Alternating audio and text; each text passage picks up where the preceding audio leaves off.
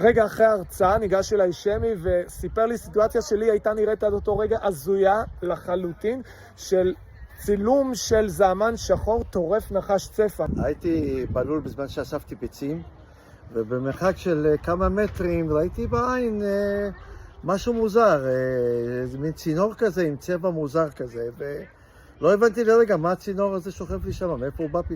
התקרבתי וראיתי את הזעמן שחצי מהצפה כבר הוא בלה, וכנראה הוא היה במנוחה או בהפסקה או אני לא יודע מה, וצילמתי את הצילום הזה, את הוידאו, וניסיתי לצלם אותו מזווית יותר קרובה, והיה שם איזה דלי. ברגע שזזתי את הדלי, הזעמן התעורר, הוא פלט את הצפה וברח, והצפה לקח לו קצת מה להתאושש, והוצאתי אותו בחוץ לשמש, ואז הוא התאושש לגמרי, כאילו לא נתת את לא הרגתי אותו, לא. וואלה, שחררתי אותו בטבע, שיקבל קצת שמש, ואז אחרי שהוא התאושש עוד כמה דקות, והוא כבר נעלם בין העשבים והשיחים. אז למה אתה שומר בכלל את הצפעים אצלך?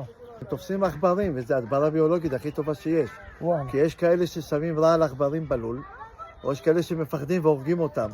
זה תיעוד מטורף של זעמן שחור, אשכרה אוכל כן, צפה. פעם ראשונה, כי אני נתקל בהרבה זעמנים אצלי בלול, שהם אוכלים עכברים. ומבחינתי זה מצוין. אבל זו תמונה וואו. שפעם ראשונה נתקלתי בה וואו, בחיים. מטורף, תודה שמי. איזה קטע, איזה תיעוד.